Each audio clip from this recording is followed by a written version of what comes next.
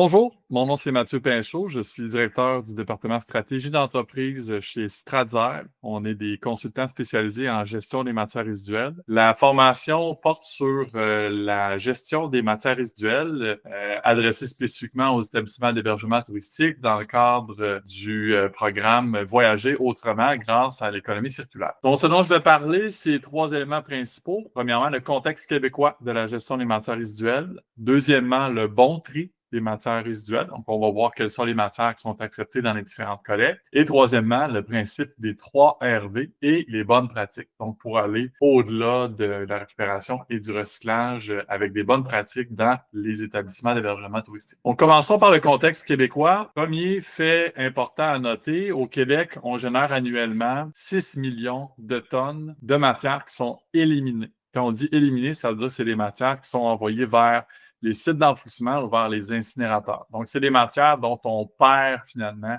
l'usage, qui sont stockées ou brûlées dans les sites d'élimination. Ça correspond environ à 685 kilos par Québécois, pour donner un ordre de grandeur. Donc, il y a quand même beaucoup à faire pour améliorer ce bilan-là. Pourquoi est-ce important de mieux gérer les matières résiduelles? Bien, en procédant ainsi, on va faire en sorte de économiser des ressources naturelles et d'énergie. En effet, quand on va réduire les matières éliminées, quand on va recycler, réduire les quantités de déchets, on va faire en sorte de réintroduire ces matières-là dans un cycle de production en créant de la valeur, en créant des emplois, en réduisant l'utilisation de ressources naturelles et d'énergie. On va aussi, en gérant mieux les matières résiduelles, réduire l'enfouissement, réduire l'élimination via l'incinération et les impacts environnementaux qui découlent de ces pratiques-là, comme l'émission de gaz à effet de serre, par exemple. Au Québec, on s'est doté d'objectifs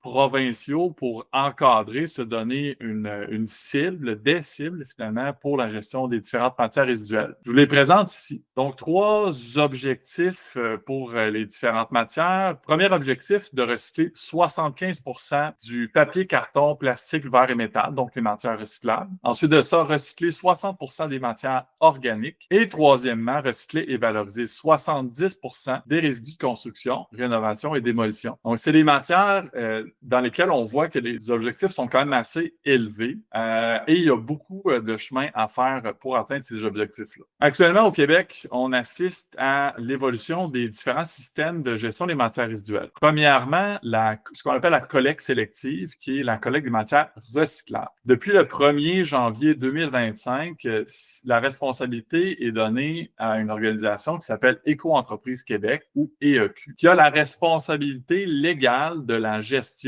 des matières recyclables au Québec. Vous avez assurément vu des campagnes de communication qui vont indiquer les matières qui sont visées par la collecte sélective, qui sont les contenants, les emballages et les imprimés. Un autre système qui est en évolution, c'est le système de collecte des contenants consignés, qui est géré cette fois-ci par une organisation qui s'appelle Consignation. C'est un système qui va faire en sorte de gérer certains types de contenants de boissons via un système de consignation, donc de paiement et de retour d'un montant affecté à chacun des contenants. Je vais revenir plus tard sur les matières qui sont visées par ces 2 systèmes-là. Je passe maintenant à la section qui va vous parler du bon tri des matières résiduelles. Ce qu'on va voir ici, c'est quelles sont, de manière générale, les matières résiduelles qui sont visées par les différentes collectes. Commençons par les matières recyclables. Donc, comme je l'indiquais précédemment, actuellement au Québec, on est dans une uniformisation des matières visées par ce qu'on appelle la collecte sélective, qui vise les matières recyclables. Pour rappel, on va viser ici, dans la collecte des matières recyclables, les contenants, les emballages et les imprimés.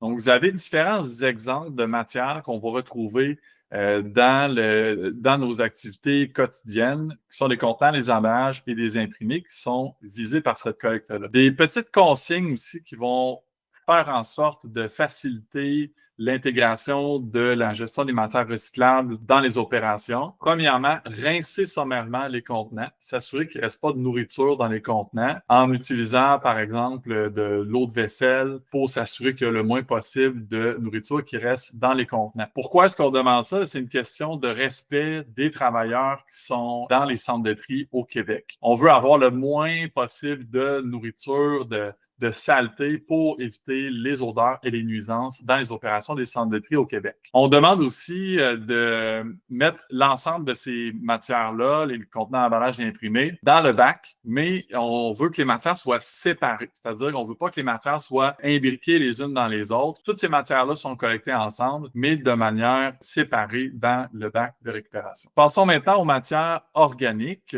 De plus en plus au Québec, il y a des centaines de municipalités qui vont desservir pour la collecte des matières organiques et présent partout sur le territoire, il y a des collecteurs privés qui permettent de récupérer ces matières-là. C'est des matières qui sont particulièrement importantes à récupérer, notamment pour réduire les émissions de gaz à effet de serre qui sont liées à l'élimination de ces matières-là. Donc, spécifiquement, qu'est-ce qu'on va chercher à collecter dans la collecte des matières organiques? Des résidus alimentaires qui peuvent être de nature végétale ou animale, comme les exemples qui sont présentés sur la diapositive, des restes de table, des restes de fruits et légumes, de production alimentaire ou des résidus post-consommation, c'est-à-dire des retours d'assiettes de clients, par exemple, dans des activités de cuisine, de restauration. On va viser aussi, dans la collecte des matières organiques, les papiers et cartons souillés. Des exemples, encore une fois, du papier essuie-main, des filtres à café, du marc de café aussi est visé par ces collectes-là. Un papier de muffin, par exemple, c'est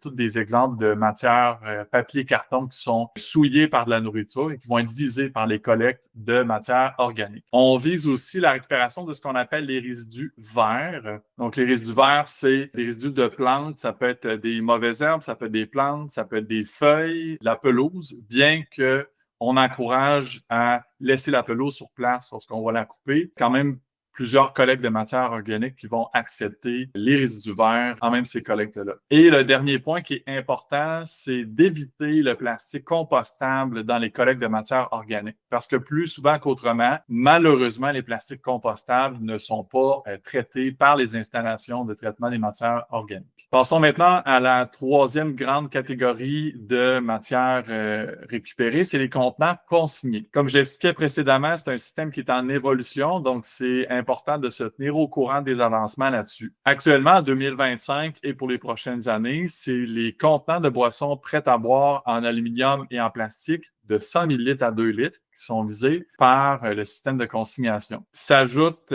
à ça les contenants qui étaient déjà récupérés, c'est-à-dire les contenants de verre déjà consignés de bière et de boissons gazeuses. Et comme c'est un système évolutif, à partir de 2027, tous les contenants prêts à boire, incluant ceux en verre et les contenants multicouches, vont être récupérés via le système de consignation. Pour plus d'informations, il faudra se référer au site de Consignation, qui est l'organisme de gestion pour les contenants consignés. Maintenant, quelques trucs utiles dans un contexte d'hébergement touristique. On encourage d'utiliser le bon bac au bon endroit selon les différentes matières produites. Donc, si vous avez, par exemple, beaucoup de matières organiques, ça va être important d'avoir un bac spécifique pour la collecte de ces matières-là. Si vous avez beaucoup d'emballage, ça va être un endroit pour placer un contenant de récupération des matières recyclables. On dit aussi d'éviter les poubelles orphelines.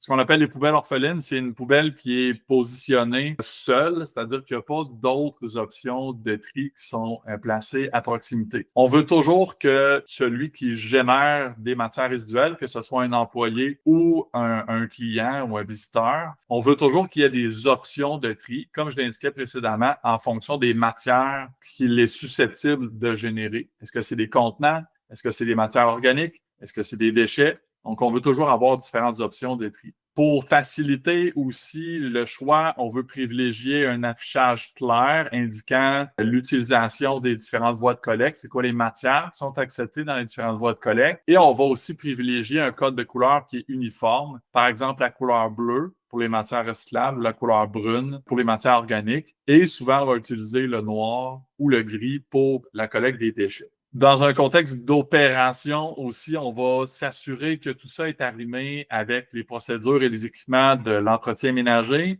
notamment l'utilisation des chariots prévus pour la collecte des différentes matières. On veut s'assurer que ça soit pratico-pratique, que ça fonctionne bien, de vider ces différents îlots de tri-là pour les transporter vers les équipements de récupération. Il faut s'assurer que autant les équipements que les procédures de gestion soient arrimés. Et dernier petit truc, finalement, c'est en dehors des trois grandes catégories de matières dont je vous ai parlé, c'est-à-dire les matières recyclables, les matières organiques et les contenants consignés. Il existe aussi plusieurs autres matières générées de façon un peu plus ponctuelle, mais qui bénéficient aussi de systèmes de gestion à la grandeur du Québec. On parle notamment des piles, des peintures, des lampes fluorescentes, des résidus de construction, etc. Donc, c'est important d'avoir un mode de gestion là, pour chacune de ces matières. Passons maintenant à la troisième grande section de cette formation, qui est le principe des 3 RV et les bonnes pratiques au quotidien dans un contexte d'établissement d'hébergement touristique. Donc, premièrement, le principe des 3 RV, ben, c'est un ordre de priorité dans lequel on va adresser la gestion des matières résiduelles. Donc, il n'est pas question que de recycler les matières résiduelles générées, mais plutôt d'avoir une réflexion en amont aussi. C'est-à-dire de se questionner notamment sur la réduction à la source.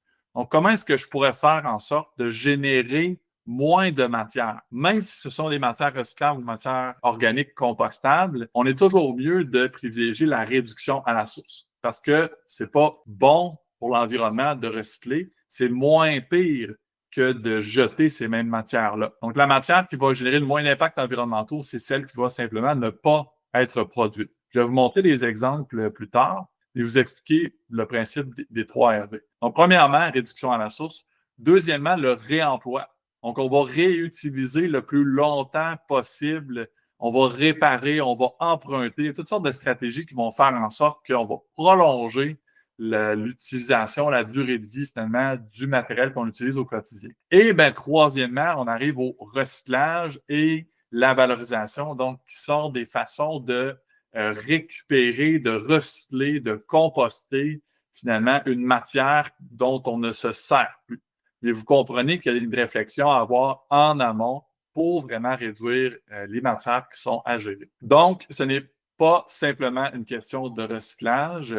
Et ben, quand on est dans une intégration du principe des 3 RV, ça nécessite des changements de pratique de façon durable. On utilisait un matériel, on remplace ça par un service, par exemple. Donc, on va modifier vraiment nos façons de procéder. Et je dis de façon durable parce que on change les façons de faire, on va les préserver. Donc, ça va faire en sorte qu'on va réduire de plus en plus les quantités de matière qu'on a à utiliser et donc, conséquemment, à gérer. Là-dessus, je vais vous donner quand même quelques exemples et je vous invite à voir les 9 fiches pratiques qui font partie du programme Voyager autrement grâce à l'économie circulaire qui vont vous donner différents exemples dans les secteurs d'un hébergement touristique. Je donne quelques exemples. Au niveau des chambres, par exemple, l'application du principe des 3 RV va nous amener à abolir les bouteilles d'eau à usage unique. Donc, bien qu'une bouteille d'eau vide, c'est recyclable, mais en abolissant les bouteilles d'eau, en remplaçant, en privilégiant l'utilisation de l'eau du robinet, l'utilisation de verre, l'utilisation de gourdes, on va faire en sorte de générer moins de matières résiduelles. Deuxième exemple, au niveau des chambres, l'utilisation de distributrices de produits d'hygiène, chose qu'on voit souvent dans les hébergements touristiques, en remplacement des petits emballages individuels qui vont générer du gaspillage. Ensuite de ça, l'utilisation de serviettes et de draps foncés qui vont avoir une durée de vie plus longue puisqu'ils vont être plus faciles à entretenir. Les petites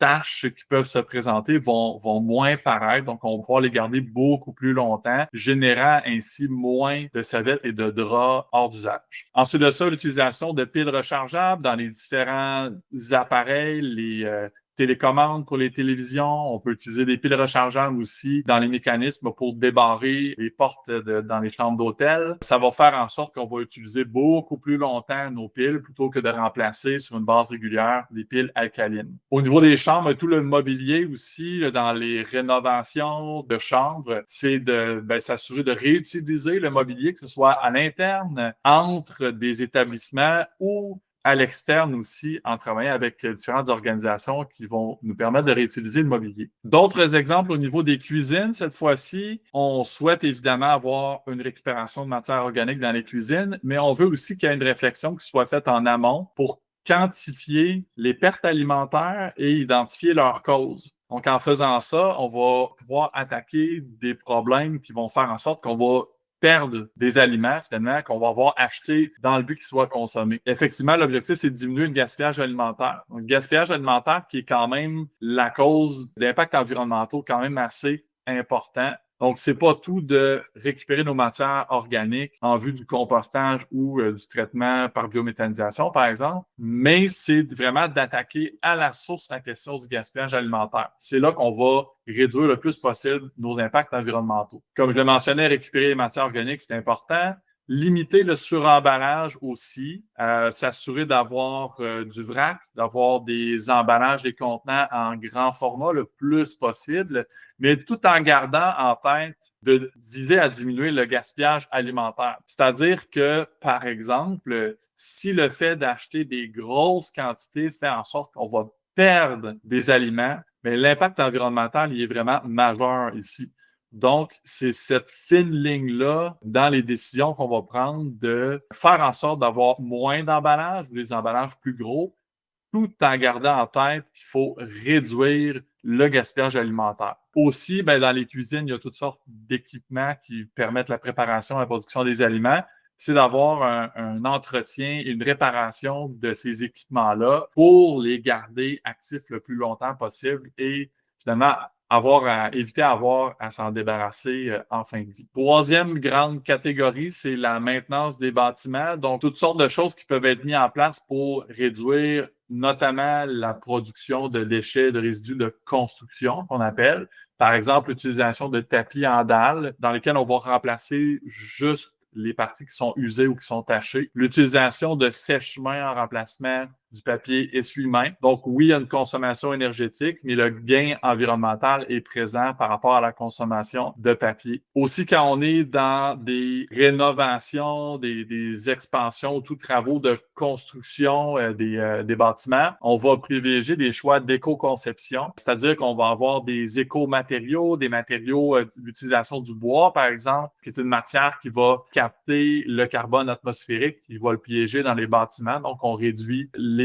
gaz à effet de serre présents dans l'atmosphère. On va faire des choix de conception aussi qui vont faire en sorte de réduire les quantités de résidus de construction qui vont être générés sur le chantier, qui vont faire en sorte aussi de privilégier des matériaux qui vont se récupérer plus facilement. Donc, on va éviter d'avoir des matières qui sont collées, qui sont agglomérées.